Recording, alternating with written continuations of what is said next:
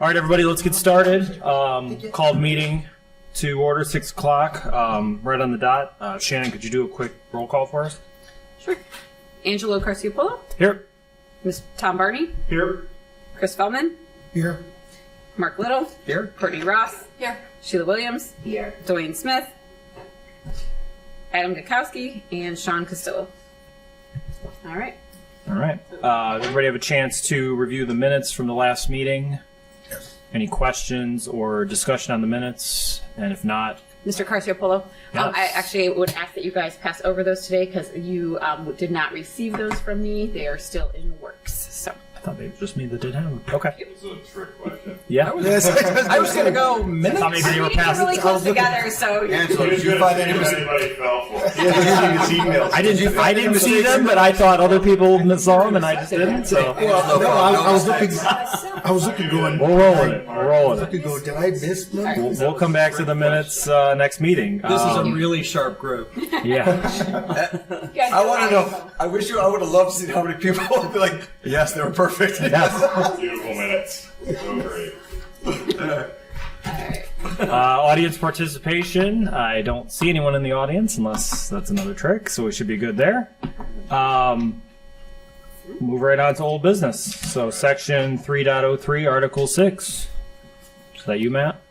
Or are we doing any kind of Yeah. summary or, yep. Thank you. So, excuse me. Yeah, I was gonna.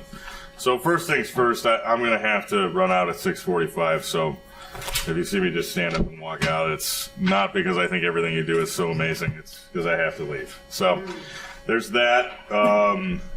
Two, when we get into the new sections, and I'll probably say this again when we hit that point after we go over the old stuff. You're going to see me recommend that we skip a few of these as we work through Section 7. That's for the simple reason that there are a lot of inline changes that need to be made to deal with how the composition of the city staff and the departments have changed in the ensuing years. So, for example, I believe within the Public Works Department, now you may or may not know, we have a director of wastewater and we have a director of service. We do no longer have a Public Works director.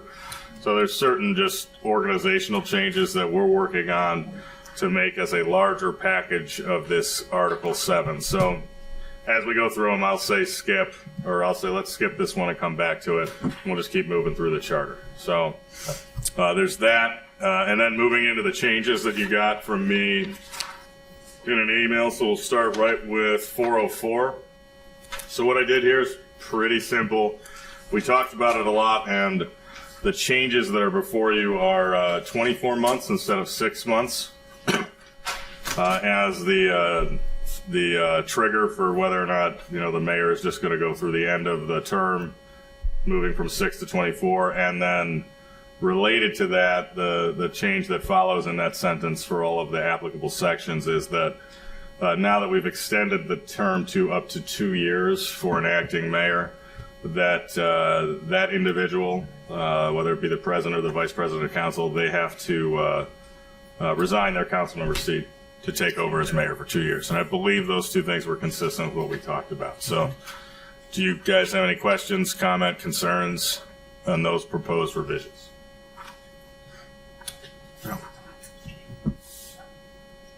Any questions, anything on those revisions for right now? Just keep moving. Sounds good. Okay.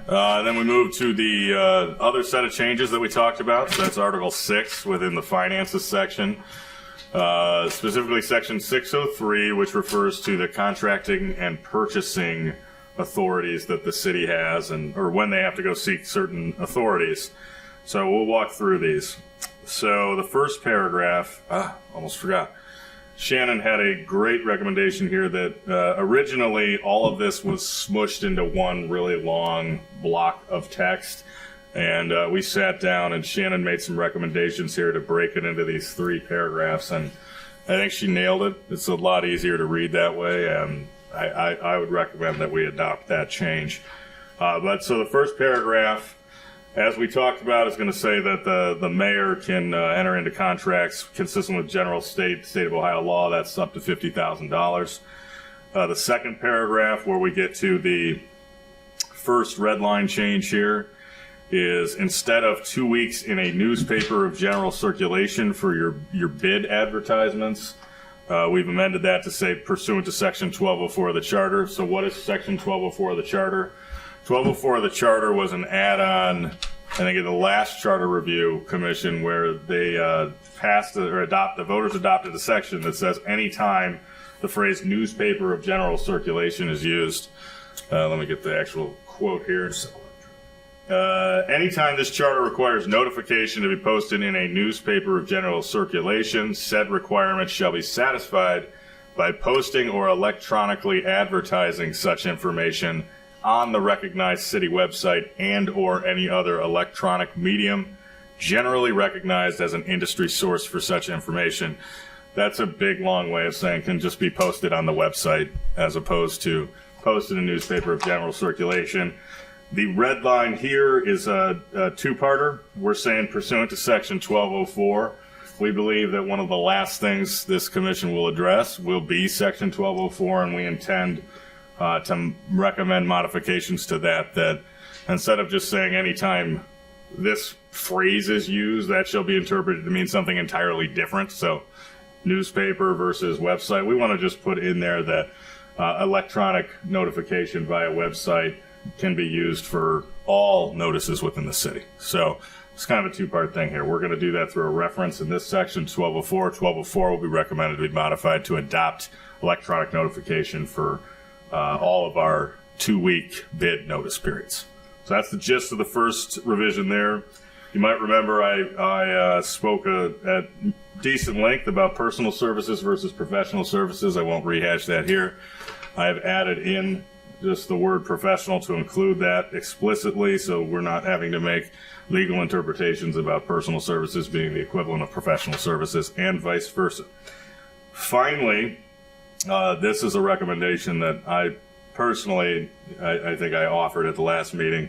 The third paragraph now that stands alone puts forth a clear, direct authorization that the council can authorize our joint and cooperative purchasing programs. What are those?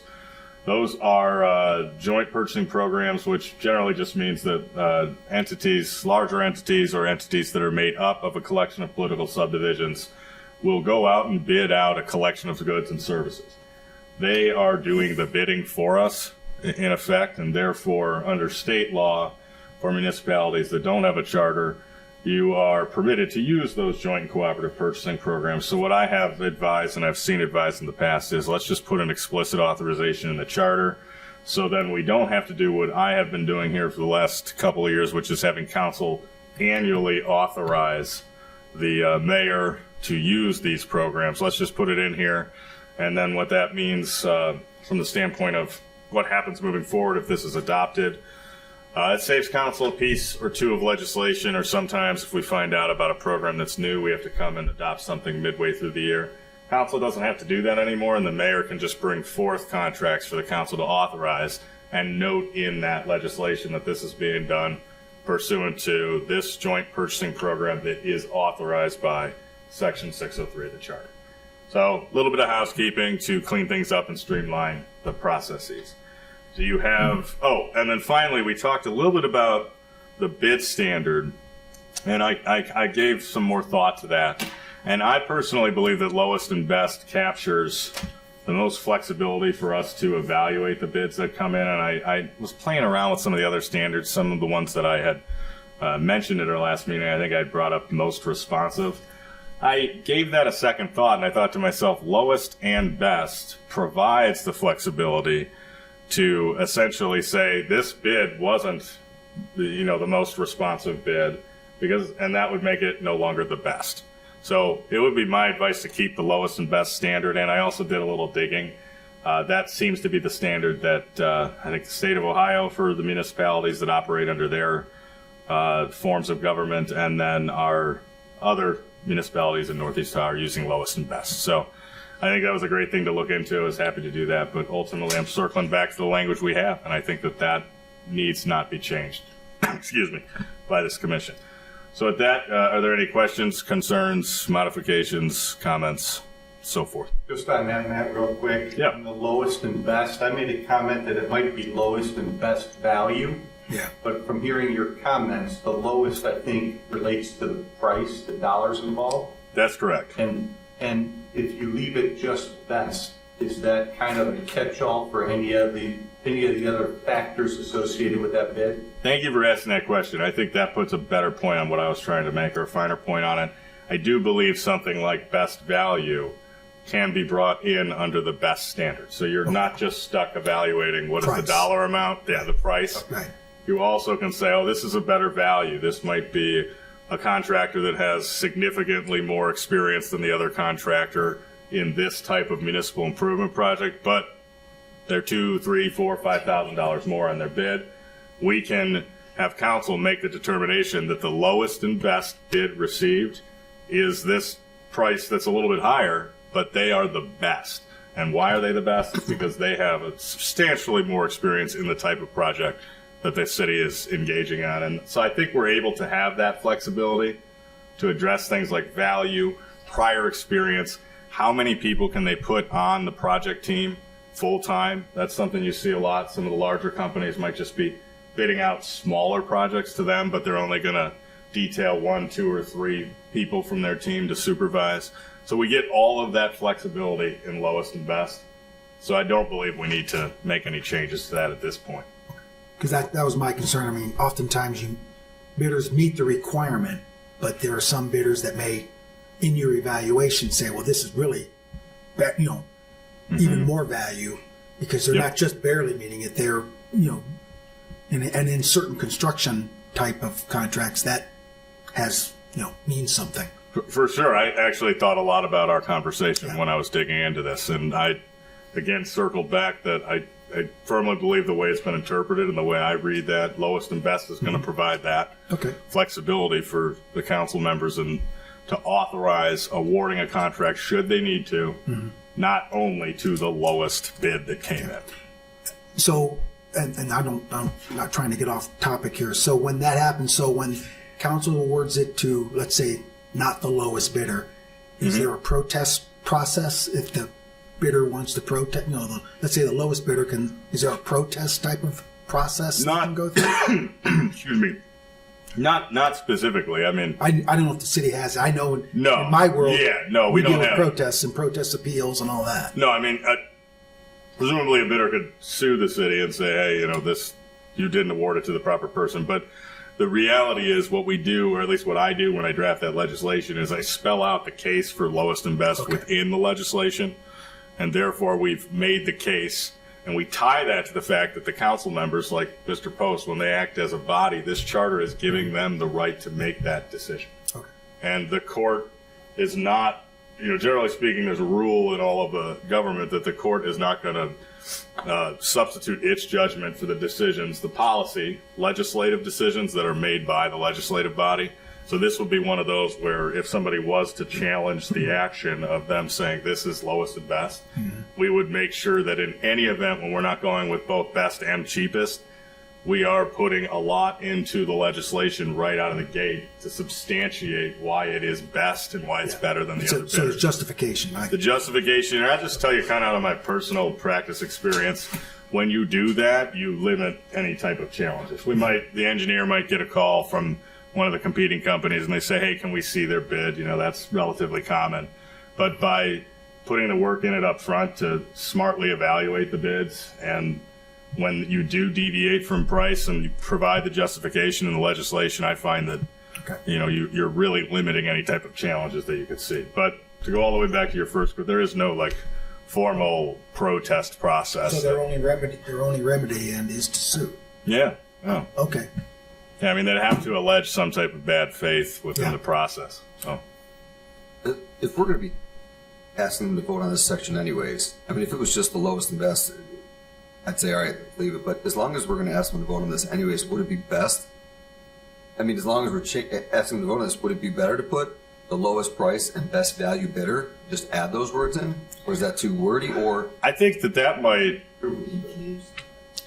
I think there's that, but I also, from my standpoint, I like the flexibility that just lowest and best provides to be able to have council using its legislative powers define what is best for that project. I don't want us to set forth the ground where the battle's going to be and say, oh, it's only best value.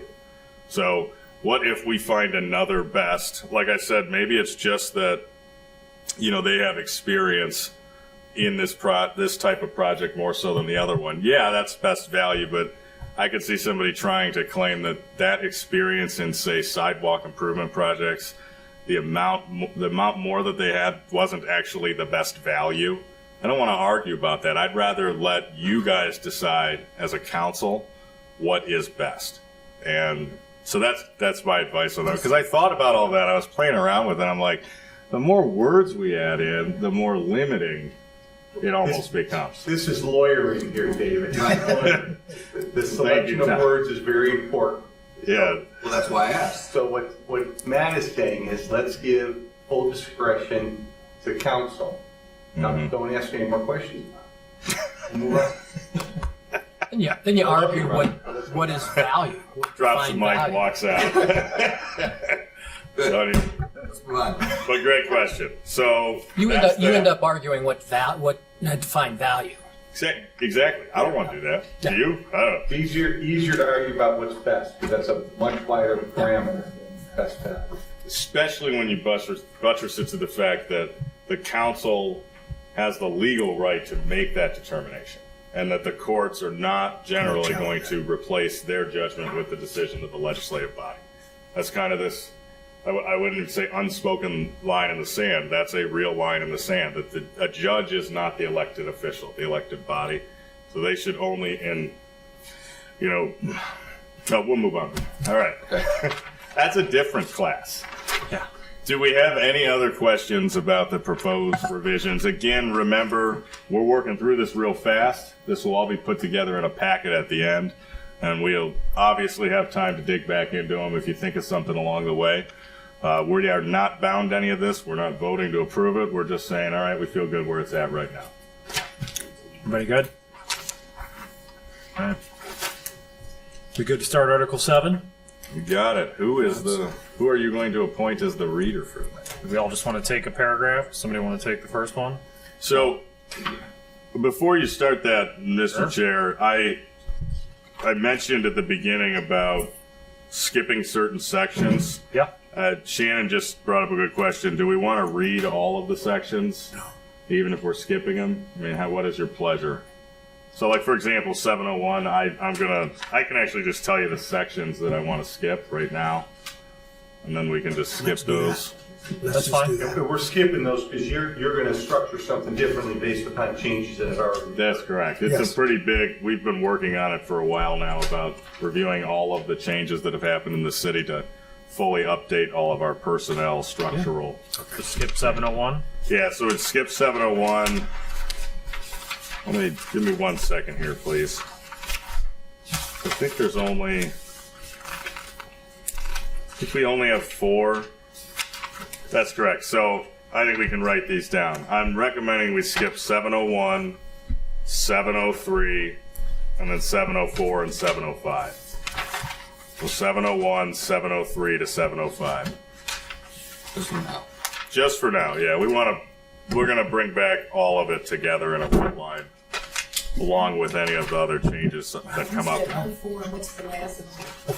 05. So 701, 703, 704, and 705. Okay. Thank you. Start with 702 then.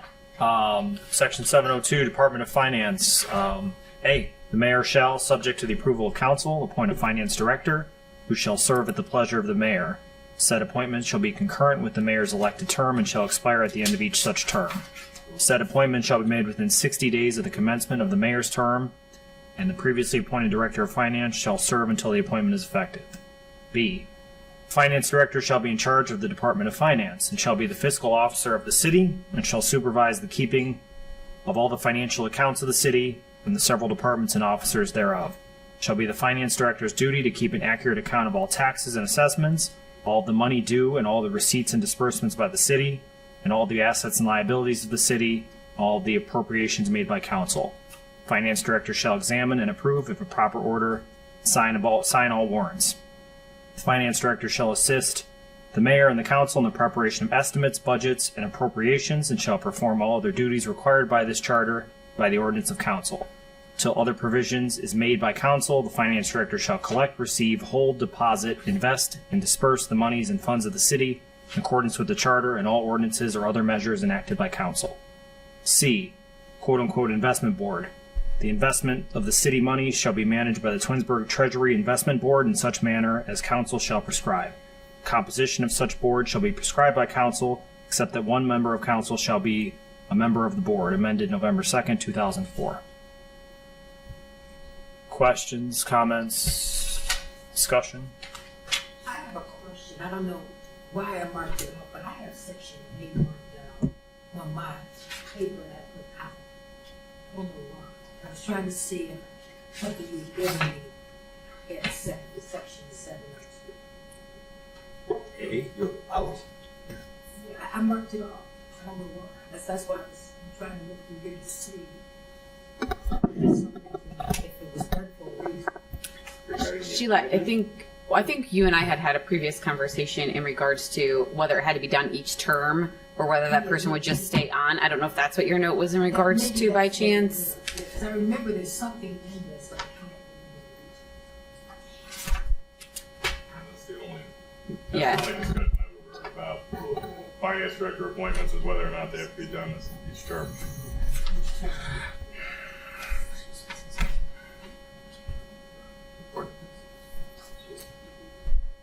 Every 4 years, Yeah.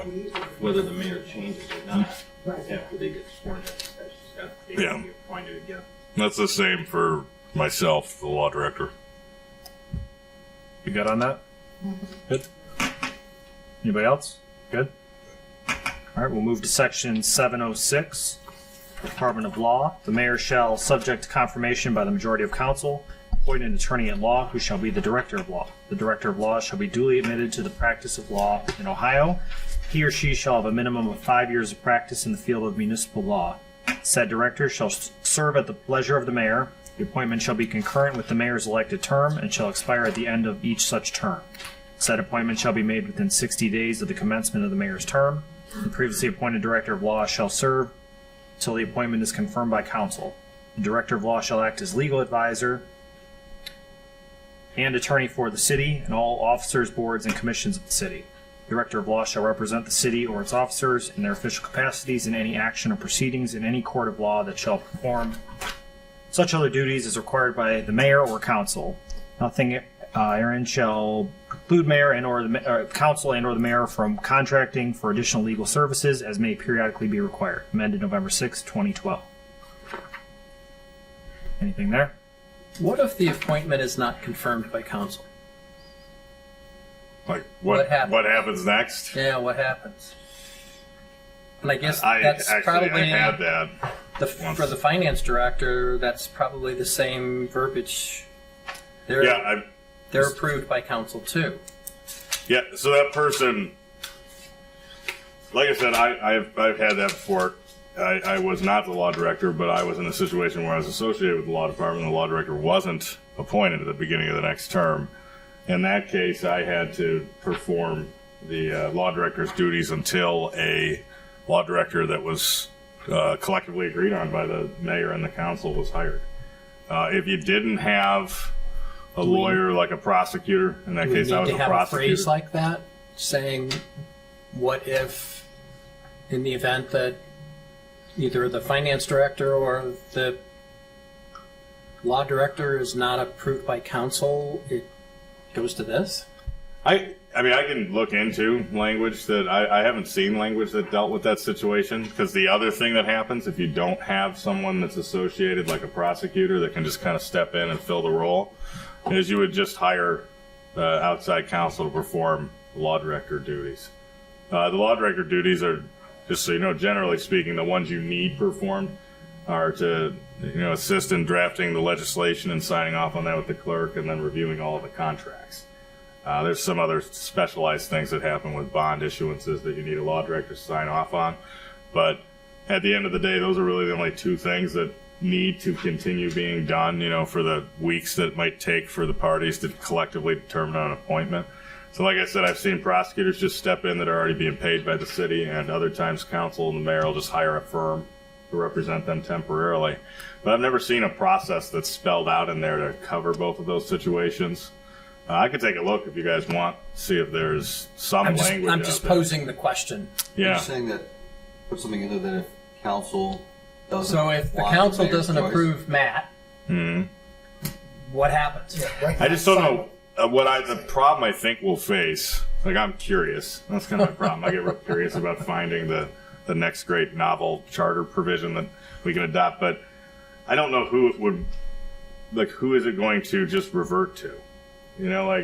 We've had situations here in the city of Twinsburg where the prosecutor was the law director and they did both things. We've had situations where we have prosecutor right now and we have myself. So I don't know, we might not be able to set up a process that is something that we can guarantee in the future. But doesn't But you- it say that the prior law director holds that position until the new one gets appointed? So wouldn't that person just stay on? Yeah, It does say that. I guess. I guess I jumped the. In my experience, when that happens, the law director leaves after. So, it's not one of they're either leaving or they're getting terminated. So, Isn't it just but that is a good point. I mean, if it's amicable, Yeah, because it says Yeah. that they stay on until that person is appointed, like in Yeah, that that's 60-day true, yep. window. So wouldn't they just continue to stay? they would. Yeah, Well- that's correct. Like I said, I kind of jumped to where I've seen that in real life, where you have a conflict between the mayor and the council about who they want to stay on, and what happens is, if they're not reappointed, frankly, the law director usually just walks out and says, "Thank you, it's been a pleasure." But you have two positions, both the finance director and the law director. Mm-hmm. That would be under this. Yeah, the reappointment procedure. I think it's just the council saying, we don't like who you chose, go find someone else, right? Yeah, that's really what it how I is. read it. It- We don't like this. I think that it makes sense to do that, because what if the mayor brings in his buddy who's not really a good lawyer, but it's his buddy and he just wants to give his buddy a job? And we're like, no, we want someone who actually knows Yeah. civil law, and as opposed to just a Tom Barney, We want. We want. So wouldn't it be the same? That's not fair to like you Tom said, Barney. Wouldn't it be the You same? only need me for the really big matters. Right. Yeah. You know what I'm saying? No, I think it's just It would just be the existing person then, Yeah, until Well, let's say let's say Matt quits. Matt says, "I'm giving you my 2 weeks notice," right? Then Sam has to find someone else. So Sam goes to find someone else, and we're like, "We don't like that guy." So then we wouldn't have an existing person. That's But correct. Yep. I think it's our way of saying, no, you can't just hire your buddy. It's going to be someone that we all have to agree to. I think that's. The are we able to see what I other think that's all it is. the other city ones have, if there's anything? Yeah, I can look. I will say this is. I personally don't recommend any changes to this, even though it might be more advantageous for me to eliminate the council concurrence. But this is the common provision that's been around since, guessing probably the 60s, 70s, when the charter proliferation in Northeast Ohio started happening. But to David's point, it does its job. Shannon's about to tell you that there's baseline requirements. You have to have 5 years of municipal law experience to even qualify. I think that's what you're about to say. It isn't, but So there are baseline requirements, but it is true. I mean, I have seen, not only have I seen this used as a way to end a person's term when a mayor is reelected, it also acts as in my opinion, a very valuable check and balance for what David was saying, that somebody brings in somebody that is a buddy, the council can say, listen, he or she does not have the experience. They might have 5 years in a prosecutor's office doing township advising, but that's not what we're looking for. We want somebody that has a more well-rounded local government, municipal focus, where they're seeing a lot more different things than just township advice. Can council challenge so you're appointed Mhm. halfway through the term, council's going, Matt's not working out. Can they do anything? Or is it strictly a mayor's decision? Do I have to give them ideas? And Yeah. David wanted us to ask. it's the mayor's point. I would think I I would think talk so. to I mean, Yeah. the appointment's made, the confirmation was made, Now it's up to the mayor. Their, You serve their the next pleasure. opportunity would be when the mayor's Okay, 4 years that's is up. what I'm assuming. Yeah. But is there any leeway on the part of council? Not knowing the charter, but once you get past the confirmation, they're saying, I've seen this before, with other department heads, the council president or a collection of council members should approach the mayor and say, listen, we have concerns. This is your department head. Whether it be finance, law, parks and rec, name it. We want you to address this, or we're going to recommend that this person be removed. They can't do that, Mark, but what's really happened here on this city council in my years, one councilman got a bug and didn't want a department head here. He made a motion to cut his salary down to $5 I've seen that. Defund lines. to defund him completely. Thank goodness it didn't pass. But because if he could have made a motion to get rid of him, they would have. He would have. But he didn't get the vote. But yeah, he was cutting it down to $1. I've also heard of council members blocking any type of raise on specific individuals within budget actions, which effectively will force people out. So I don't want to work for anyone because they're publicly being humiliated at each annual salary review by the council. But those are the tools that should be used to make things difficult for a sitting department. Well, one thing to add is, so the prior Charter Review Commission actually tried to had proposed that we remove that they have to be reappointed every term. That Section 7 did not pass the voters last time, but that was one of the recommendations that they made. And that's what I was trying to get back to Sheila's comment. It was recommended to remove that at the end of each term, but the whole section did not pass. Whether it was for that reason specifically or the other things in there, did not pass the vote of the people. Finance director. Yeah, both. It was to remove it from both finance and law. That's correct. Are we good on that for right now? Yeah, I'll dig around just to see if I find anything out there. But again, I'm just going to say, in my experience, it's part of the job as a law director that if I'm offered the job, I got to get past the council. So Okay. Good.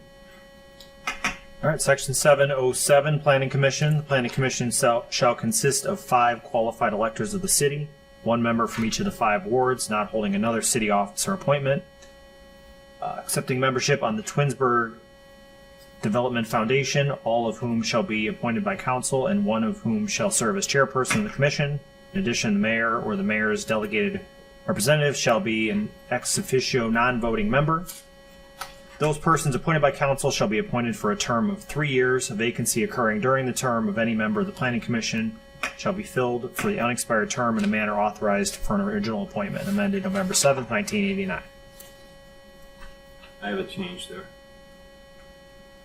Or recommendation, anyway. Okay. Where it says all of whom should be appointed by council. The mayor also has the authority to appoint that position. It's just, this would be housekeeping. Because the mayor appoints, is a voting member of all boards and commissions. So I vote on, the mayor votes on those as well. And this just says by council. It's in the second paragraph. Yeah, that's the first paragraph. it's the 4th line, right, Mayor? Yeah, Should fourth say line. council Third line. and mayor. Yeah. It should And say mayor. council and mayor.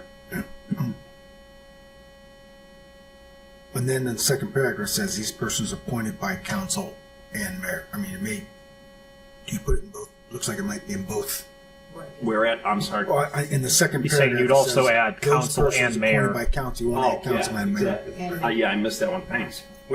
We could also just change that to members shall be appointed for a term of 3 years. You don't have to restate that long. Okay. But it says only by council there as well, Matt. I'm saying delete all of that out and just Oh. say members shall be appointed for a term of 3 Oh, years. so leave that first line out. Yeah. Yeah. Yeah. Just convert it just That to makes members. sense. Yeah. Yeah. Okay. Good. Wasn't there, Mayor? I have a note here about the Twinsburg Development Foundation. It says accepting membership on the Twinsburg Development Foundation, that would be struck. Didn't we remove that somewhere else? That's what I Prior thought. section. I don't know, that doesn't exist anymore, does it? No, So we might as well strike out. but it still shows up here. Yeah, so I would say we would get rid of just that. take that out. Yeah, that no longer. So that's the third line there.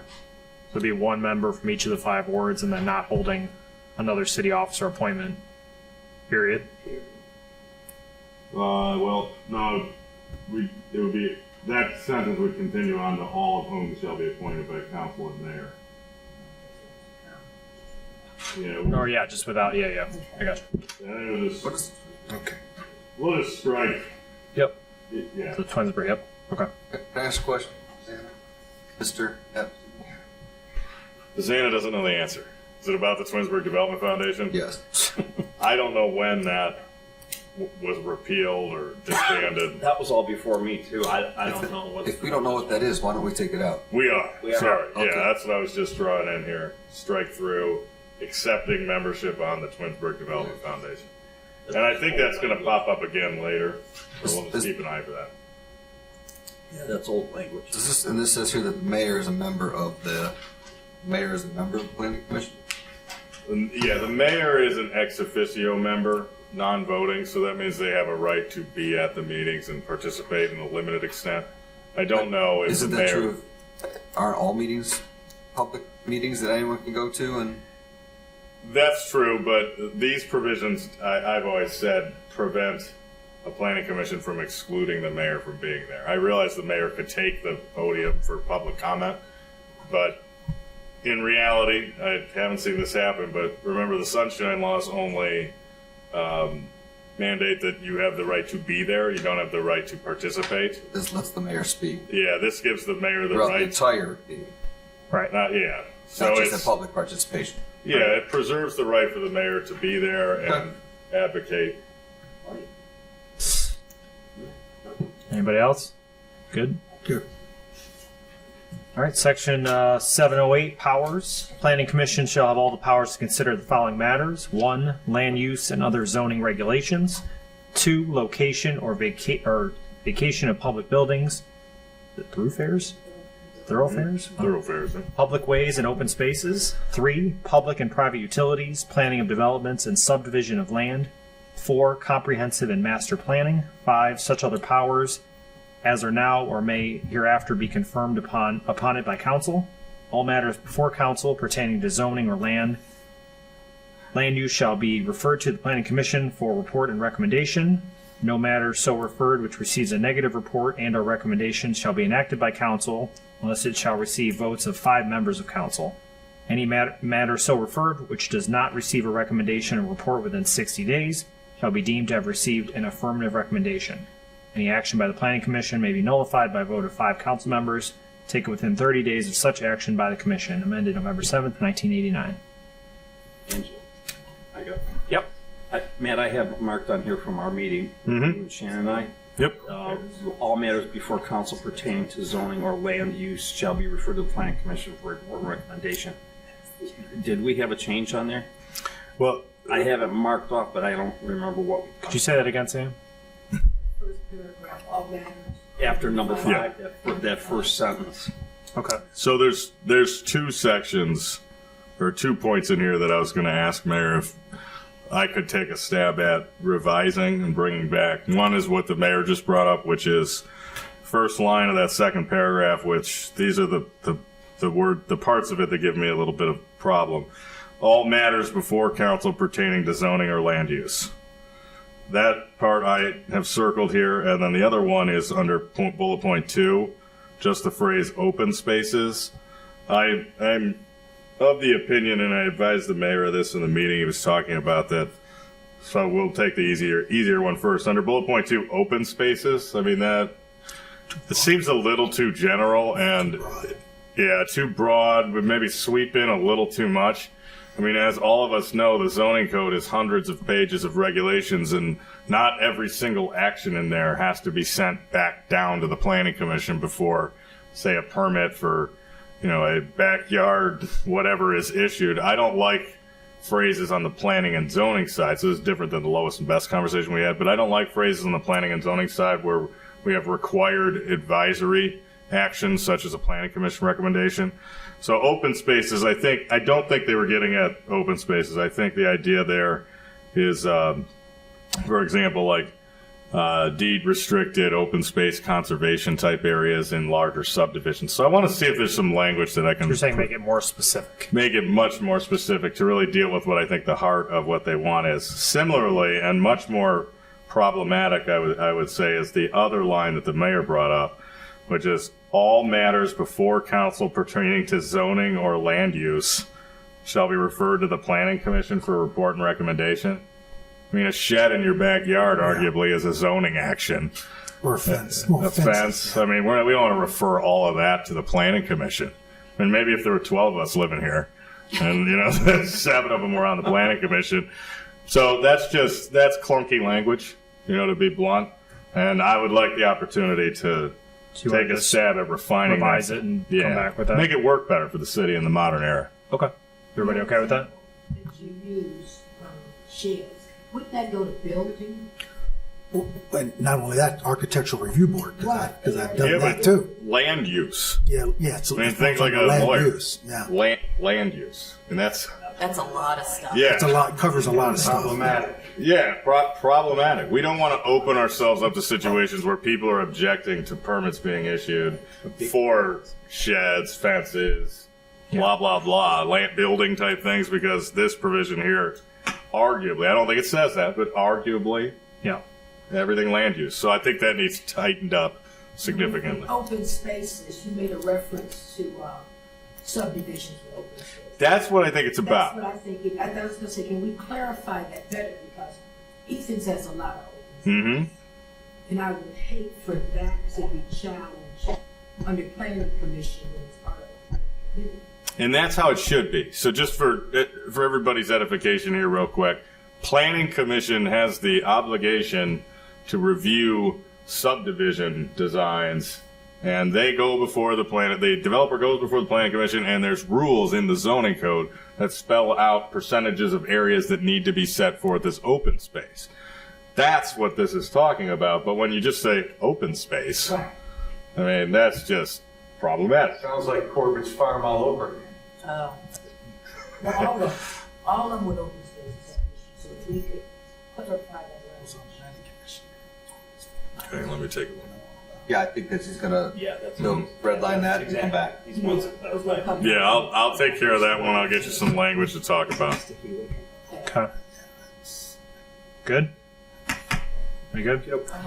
Section 709, Board of Zoning and Building Code Appeals. There should be a Board of Zoning and Building Code Appeals composed of 5 electors and 1 member from each of the 5 wards to be appointed by council. The appointments to the board shall be for a term of 3 years and shall be staggered as established heretofore. Vacancy occurring during the term of any member of the board shall be filled for the unexpired term in the manner authorized in the original appointment. No member shall hold any other city office. Amended November 4th, 1980. Did you want to add the mayor to council, to the appointment? To be appointed by council and the mayor. Yes. Mm-hmm. Okay. Yep. Anybody else? It's good. Good. My right. Se- My given right. Section 7.10, Powers and Duties. All meetings of the Board of Zoning and Building Code Appeals shall be public. The board shall have power to hear and determine appeals from refusal of the building and sign permits, and to permit exceptions to and variations from the building code regulations in individual cases. May be required to afford justice and avoid unreasonable hardships to property owners in accordance with the standards established by the ordinances of council. Any action by the Board of Zoning and Building Code Appeals regarding exceptions or variances may be nullified by the vote of 5 members of council taken within 30 days following such action by the board. Amended November 7th, 1989. I have unreasonable hardships marked here. Do you remember what that was, Shannon? Yeah, that's about the standard. So I'll make it. That I don't believe is the correct standard that's in the charter for what they're allowed to grant by way of variance. I'll make that change and explain it at the next meeting. Bye, man. Thanks, man. See Sorry, you. please, guys. Does anybody want to read 711? Finish the whole charter now tonight. Yeah. Apply for this now. Anybody want to read? I'll read 711 for you. Go for it. The Department of Community Planning and Development shall consist of a Director of Community Planning and Development, the City Planner, the Building Commissioner, the City Engineer, the City Architect, and other personnel as determined appropriate by council. The Department of Community Planning and Development shall administer the comprehensive plan, zoning code, building code, subdivision regulations. The director shall be appointed by the mayor and shall review and coordinate all planning and development activities in all divisions and departments of the city. The director shall report and make recommendations to the mayor and council on all planning and development issues and shall provide staff support for the Planning Commission, Board of Zoning Appeals, Architectural Review Board, and the Environmental and Historic Preservation Commission, November 2004. Yep. Yeah, I've got something there. And Shannon, we could, Oh, I think this was one section maybe Matt left off because there were some extensive changes that to this section that I believe you guys weren't going to. he didn't mention it earlier, but this was one in our conversation. Do we want to just come back to that? Yeah, it kind of Just circled. briefly, what I want to change is the Department of Planning and Development. Right now, it consists of the building commissioner and the city engineer, and I would like to see those two departments stand alone because they don't. The planning. It's right now, the economic development director would be in charge, the boss of the engineer, and the building commissioner, and it's wrong. It's just a wrong mix because. Yes, right now, Rebecca, I would say that she does not govern the building department, nor would she be qualified to do that, nor the engineering department. Our engineer stands alone. She doesn't have to answer to the planner or the economic development director. She stands alone. So I want to see that. That's one department I want to change around a little bit and separate those and make them stand alone. Would that be under this? Yeah, so that's what Matt's So going we'll come back to that. I'll bring it back, but so the planning and development will just consist of, the economic development and the planning for the city planner and the architect. So we'll skip it to see what change. Yeah. Okay. So just to let you guys know. I can just let Section 712, Department of Parks and Recreation. The Department of Parks and Recreation shall administer and promote the City of Twinsburg's public parks and recreation facilities, shall provide for the added enjoyment of life through recreation. The Department of Parks and Recreation shall consist of a Director of Parks and Recreation who shall be appointed by the Mayor. The duties of the Director of Parks and Recreation shall include knowledge of municipal park and recreation operations, budgetary and supervision skills. Amended November 2, 2004, November 4, 2014. Discussion? Anybody want to read the next section? Yeah, go ahead. Article 7A, changes to zoning classifications or districts. Section 7A.01, procedure. To promote the public health, safety, morals, convenience, and the general welfare of the community, and in order to classify, regulate, and restrict the location of trades, residences, recreation, and other uses, the City of Twinsburg has adopted a plan for dividing the city, or any portion thereof, into zoning districts. Should a change to a zoning district boundary or a change in the uses permitted or prohibited in any zoning district, or change to limitations and requirements related to height, density, percentage of lot occupancy, building setback lines, area dimensions of yards, and open space requirements within a zoning district within the City of Twinsburg, such change must first be submitted to a planning commission for consideration and report. If the City Council should approve any of the preceding requested changes, upon the report of the Planning Commission, it shall not be approved or passed by the declaration of an emergency, and it shall not be effective, but it shall be mandatory that the same be approved by a majority vote of all votes cast of the qualified electors of the City of Twinsburg and each said ward in which the property so changed is located at the next scheduled election. Said issue shall be submitted to the electors of the city only after approval by council. However, should council disapprove of any such change, the issue shall not be submitted to the voters. However, any change in zoning, districts, or designation of zoning classifications, or districts or in uses permitted in any zoning use classification of land annexed to the city shall be subject to the requirements of Section 7A.05, amended November 6, 2012, November 4, 2014, and May 5, 2015. issues. We had nothing there. Just had a clarification. So, and I'm using an example.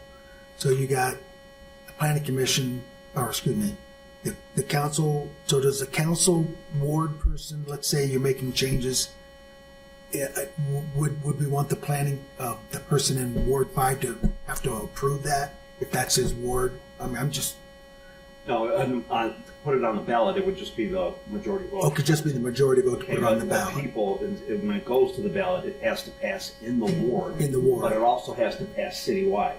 If it passes, citywide, but the ward fails it where the property is located, then the thing Okay. fails. And that's what happened up at the corner of Glenwood and Darrell Road, where the dentist office used to be. They tried to rezone that twice, and it passed citywide. Ward 1 did not pass it. Okay. So we were never able to change that zoning up there. Okay. Not in 2 attempts, anyway. Good? Yeah. Section 7A.02, repeal of conflicting provisions. All ordinances, resolutions, proclamations, motions, and charter provisions inconsistent with this amendment are hereby repealed. Added November 2nd, 1982, amended November 4th, 2014. I don't understand. I don't either. It's one sentence that I don't understand. Just saying if something doesn't follow the procedure, it's Would that be assumed under, repealed. Tom? would it be under 7A01? What's the amendment? Yeah, what's it pertaining to? If everything, is it the overall charter or?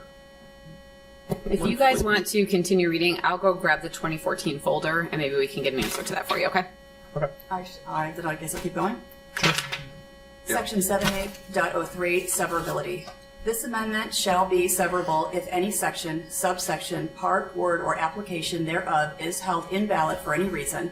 Such holding shall not invalidate or affect the force and effect of any other section, subsection, part, word, or application thereof. Added November 2nd, 1982, amended November 4th, 2014. That one I don't understand either. Yeah, that, Those well, are probably so going to go severability, together. so what severability means, in a contract or in a document, you put a section in that says, if this section is invalid, that doesn't necessarily mean everything else is invalid. So it's just, so you usually have something in typical contracts that call out severability. So what that means, if you find one section you don't agree with or becomes invalid, that doesn't mean the whole document is invalid. I'll keep going for now. You want this because you Yeah. don't want, if you have a mistake in one section, you don't want someone coming in and say this whole thing Yeah, is everyone on the My meeting with the question, does this backwater. apply to the charter? yes, Okay. yes, that's Okay. yes. Okay, I can Does read. anybody know what the word amendment refers to? What? This is your world. A little bit. Are you talking about 702? It's both in 7A02 and 7A03, this Right. amendment. That's what she was getting the document Oh, from Same, 2014. we think it's the same issue? They all say amended on November 4th, so Why she was going to get the I phone. think whatever that is, it's gonna, Right. yeah. Yeah. Oh, Yeah, I see what you're saying. It starts out just. Going to get that. So let's just keep reading and then she can Okay. cover all that. All right? Section 7A.04, publicly owned lands. Notwithstanding the provisions of this article, lands acquired by the City of Twinsburg, the Twinsburg Board of Education, or the Board of Trustees of the Twinsburg Public Library shall, upon application of the acquiring entity, be zoned public facilities, districts by majority vote of council following receipt of a report and recommendation from the Planning Commission, and shall be governed by the regulations of the zoning code pertaining to public facilities districts. Approval of the electorate of the City of Twinsburg shall not be required for such zoning change. Added November 5th, 1991, amended November 4th, 2014. So this is basically saying it doesn't have to go before the voters, the council.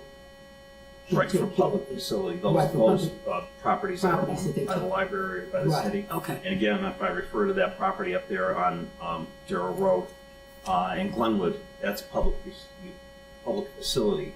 So for anybody, there was somebody that wanted to purchase it recently or wanted to develop that, but that zoning would have to be changed because if they were to purchase it in the current zoning, they can't do anything with it. Only the city can do something or one of the entities that would go up there and could, Are identified in here. yeah, for public facility use. So that, I skip. The last one. Section 7A.05, zoning of annexed land. Any parcel of land hereinafter annexed to the city of Twinsburg shall, upon annexation, be classified in the closest compatible city of Twinsburg zoning classification by city council upon review and recommendation of the planning commission, except that in the case of residentially zoned land, no annexed land shall be classified in a residential zoning district permitting a density greater than that permitted in the city of Twinsburg R4 planned medium residential district. Approval of the electorate of the city of Twinsburg shall not be required for the designation of zoning of annexed land as contemplated herein. Amended November 6, 2012 and November 4th, 2014. So we have don't we have that R5? Isn't that what the corridor is? Isn't it zoned Yes. Mm-hmm. Okay, so we're saying the max will go R4. Right, it would have to be, if it's anything brought in, like when they tried to annex in the township, okay? It would have to go to the closest zoning to that area, to that property. Okay, it would have to manage that. Okay. Right. No, it can't be higher. So Right. if the town, so we annex something in by the square. Let's say we get the square, Mm-hmm. and that around there is R5. Right. So this is saying we can't go more than R4. Right. So we would start out R4. That's the way I and then- understand it. Okay, Yes. I'm trying to fill in a situation I'm that. only a mayor. Yeah, no, that's how I understand it. No, but that's how I understand it. Okay, that's all right. That's why I have a lawyer. Oh, I was on planning Yeah. commission for 6 years. There you go. So you understand it. Yeah. Yeah. I'm okay. Good.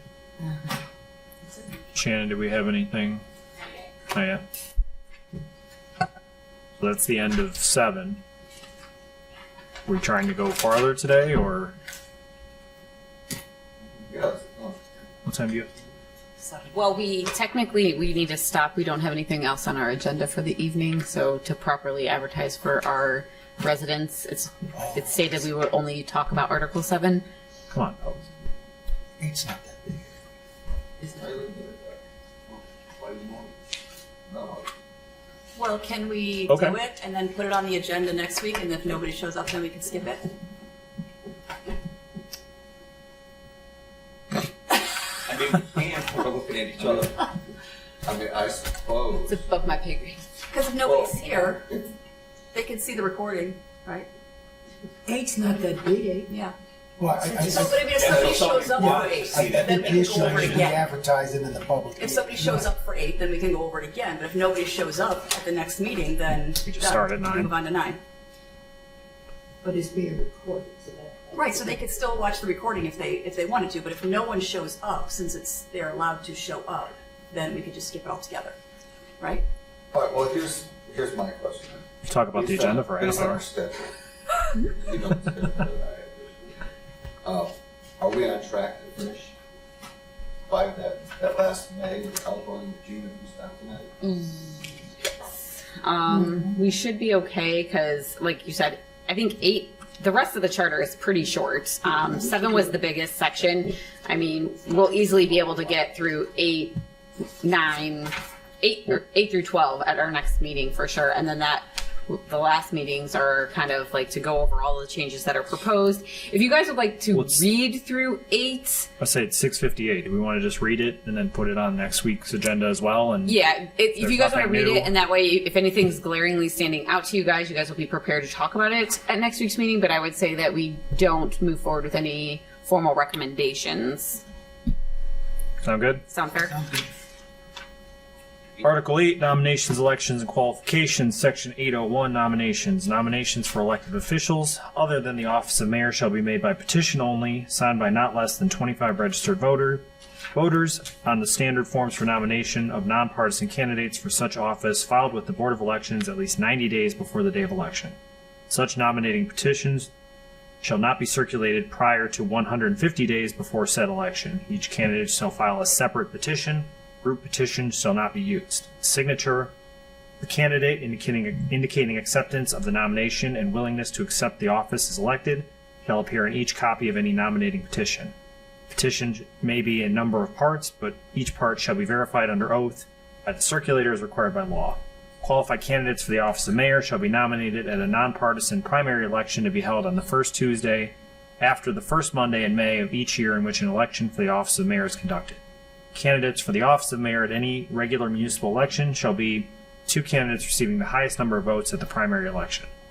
In the event that no more than 2 persons have filed nomination petitions for the office of mayor, then said persons shall be candidates at the regular municipal election. The primary election for the office of mayor shall not be held. Each person desiring to become candidate for the office of mayor shall, not later than 4 p.m. of the 75th day before primary election date set by the charter, file with the Board of Elections a nominating petition with the signatures of registered electors residing in the city of Twinsburg, as follows: not less than 50, nor more than 150, amended November 6, 2006. I have one comment, if I can, unless you guys don't want to make that. No. The, up in the first paragraph, the 150 days for council, such nominated petition shall not be circulated prior than 150 days before the election. We were the only city in the county that had that stipulation, and we had a council candidate once. I don't know who that was. Filled out their petitions prior to the 150 days, filed them, and they threw all of them out because he was more than 150 days out. Actually, So- they did throw them out. The problem was that they approved them. Well, yeah, they did approve them. They approved them, so they went through, approved them. 2 Democrats, 2 Republicans approved them, said congratulations to me, you're on the ballot. I said thank you very much. They went through all the signatures. They should have denied them. All 4 people should have said they're denied, but all 4 people approved them. Because they didn't look at our charter. Even though it has in their book real big, this Yeah. written in their book. So when they approved it, I started campaigning, started spending a fortune. And then you have at least 90 days. So after that window, my opponent went the very next day after the window closed and says, his petition's no good. He turned it in too early. And the Board of Elections had to throw it out because they had no choice, even though they approved it. The guy who runs the Board of Elections for the state of Ohio called me to apologize, and I gave him 2 choice words.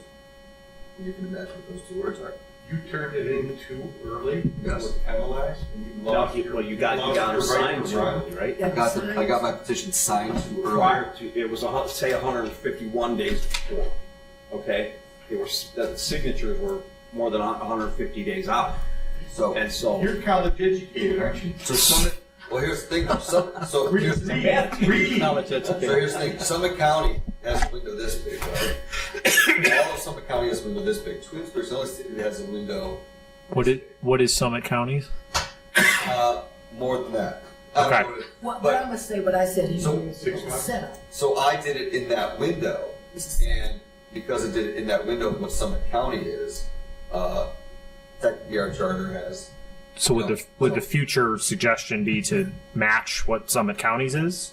We brought 5 years ago when we were doing this. I brought this up, Colorado Public David Post area. I don't know why ours is a shorter. It doesn't match the rest of Summit County. What is the rest of Summit County? Is it I don't know if 180 you days? just said, I don't know what it is. I'm not positive of what it is. Same thing with our change of office. I mean, our offices end November 30th, and your new office starts December 1st. Nobody else is like that. Everybody's ends December 31st and starts January 1st. Okay. So for some reason, in those 2 areas, we're different than everybody else. And we're the only city that does it that way. For the primary, when I filed my petitions, mine were due on February 14th. But the filing deadline for everybody else in the county was February 1st. When I brought my petitions in, they said, you're too late. I said, check the charter.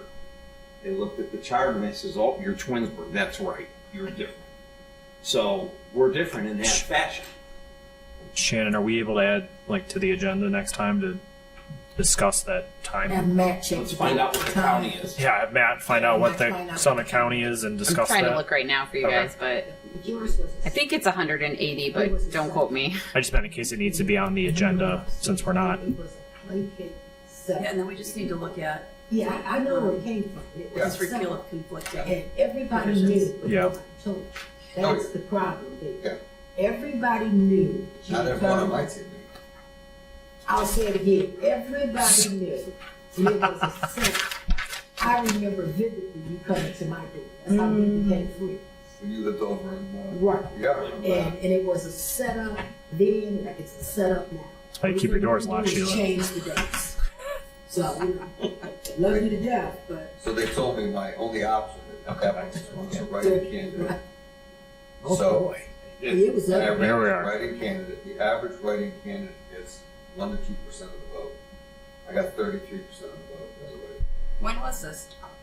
14 years ago. 14 years ago. Yeah. Good Lord. And he still Long time had ago. So I lost, but I'll tell you why I won. Because I hated this grant. Oh boy. And you got that from council.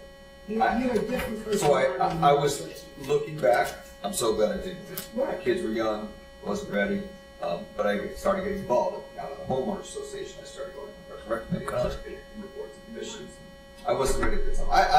I wasn't mature enough. Some people question me now. But Are we saying that out loud? On that note, section 802. Yeah. that could be Speak into the mic. All right, so here we go. All right, let's keep reading. 802 ballots. The names of all candidates nominated for elective office in the city shall be printed on the official ballot without party designation. The names of all candidates shall be rotated on the ballot as provided by the laws of the state of Ohio. Except as otherwise provided in this charter, the laws of the state of Ohio shall govern the nominations and elections of elected officers of the city. Anything? I'll read it. Section 803 elections. Regular city election shall be held on the first Tuesday after the first Monday in November of odd numbered years. The council may by resolution order a special election to be held at any time, the purpose and date of which shall be set forth in the resolution. Such resolution shall be certified within 5 days to the Board of Elections of Summit County, which shall conduct the election at the time fixed in such resolution and in manner provided by law. Good? Section 804, qualifications. Each elected officer of the city shall be a qualified elector of the city, shall have resided therein and in territory annexed thereto for a period of at least 2 years, shall continue to reside therein during their term. He or she shall hold no incompatible office under the national, state, or county government, nor shall he or she have any financial interest in any contract to which the city is a party, or in any expenditure of money by the city other than their fixed compensation and expenses for traveling. The only thing I want to bring up is, it says there, and it's actually in lots of places throughout this, and had a conversation with Matt about it today, it's been a hot topic. If you could just bring it up for, what is the definition of a qualified elector? I think we should wait till Matt's here. Yeah, that's what I said, so just make a note to talk about that next, that's what I'm saying, make a note to talk about what is a qualified elector. So real quick, in section 8, we're going to look up the Well, days. there's multiple places in the charter, so I just want to Yep. bring up a bullet point for Matt to talk about what is a qualified elector. Qualified elector, and then the days of petitions Petition. for Summit County versus Twinsburg. Right. Yeah. And then, Shannon, was there anything on that November 4th, 14 from section 7? So no, like I talked about at one of the previous meetings, when we put those dates at the end, it means like that sometimes it was that whole section that went before. So something in that section changed, but it had nothing to do with where'd it go? The 7A02, I think it was. Yeah. That was actually added in 1982. So I will have to do some further digging back to the 80s to see what information I can get you guys on that. Okay. Yeah, because it is somewhat confusing when Yeah. the section, because there's nothing in here that talks about sections and headings, which is another typical thing in the contract. So when it starts out this amendment, I think that causes confusion up front. Are Yeah, there and notes as to why it was added though? Like, I'm assuming, so normally in the charter, you have like a 7A, which means it was added. It wasn't originally part of that. So I'm assuming what that 7A02, and again, this is an assumption, was just to repeal anything that was previously in there to, eliminate any confusion. Yeah. So anything that conflicts with anything in 7A, whether it's 01, 2, 3, Yeah, we or just- 5, that it should be Yeah, we just don't know when they'll. removed or That makes perfect sense. Yeah, right. If you have to go back to the 80s, you have to look up the That makes microfiche for perfect that. sense. I know, I don't know what I'll have on the 1982, but I will look. The machines, look at those. So we'll come back to that next meeting. Yeah, I'll see what I If can there's find on anything. that for you Okay. guys. Oh, this amendment, what is the amendment? It's 7A, it's 7A01, it's 7A. The amendment is 7A. Yes. The amendment, yeah, okay. That's why it's repealing anything that's in Yeah. conflict with 7A. Right. But Tom Kind kept saying, of what's like your the amendment? catch-all. Tom kept saying, what's the amendment? The amendment is 7A, right? How do you know that? Because that is what Shannon just said to me, unless that's not I- what you said. I will pull the information for you guys or see what information I can find for you on that, but I was So that, I that's was the this assumption. big Yeah. when it Yeah, was Article done, so I will look 7A at changes That's to the zoning assumption, so we classification, section A01. Yeah. Okay. Sounds like yeah. So, They made an amendment, they made an amendment, they're saying anything that is different than this amendment is null, we're going with the new amendment. Yes, That makes sense. maybe my That makes perfect sense. layman's guess on that. That makes sense. That's confusing. Yeah, it is. It's confusing. So you can find out something. Just needs, I'll see what I can find out. just need words. Yeah, they came up with 7A01 procedure. We don't know when. They said anything that's against that procedure doesn't count, they're gonna follow that procedure. So we don't know That when makes this sense. is working. That's what we're trying to figure out is when this showed up. 1982. Okay, so just to recap, I'm going to look up the number of days for circulating petitions added to the agenda for qualified electors, and look up the 1982 language if I can find it for 7A02. Yep. Is there anything else you guys wanted me to look up? Well, I think we should find more what the amendment, which amendment they're talking about. That's probably gonna look, but I think it's the first 7A01. I'll see what I have on 7A02, and it should Yeah, kind of, 7A02 if there's any doesn't start notes, out this it will lead me to hopefully see what we can find. Right, be careful. Yep, I'll see what I can get. Is that where we're concluding for today? Anybody else? Questions, discussion? And Mr. we've got the next meeting on April 27th. Yeah, it's May, That's not- Thursday, Nope, May it's- 11th? Yeah, May 11th. Thank you. That's Thursday. Yeah, Thursday, May 11th. If I may ask, before we adjourn, if we can have a motion to excuse our absent members? Sure. Is there a motion to excuse our absent members? I'll make a motion. Excuse me. And I'll second. Is there any other discussion? Okay. Mr. Barney? Yes. Mr. Feldman? Yes. Mr. Carciopolo? Yes. Mr. Little? Yes. Ms. Ross? Yes. Ms. Williams? Yes. Okay. Do I need a motion to adjourn, or do we just adjourn? Matt says yes. So, Is there a Go. motion, 7:13? Is there a motion to adjourn the meeting? Motion to adjourn 7:13. Thanks for that. Sheila, second. Shannon? Mr. Barney? Yes. Ms. Williams? Yes. Mr. Little? Yes. Ms. Ross? Yes. Mr. Feldman? Yes. Mr. Carciopolo? Yes.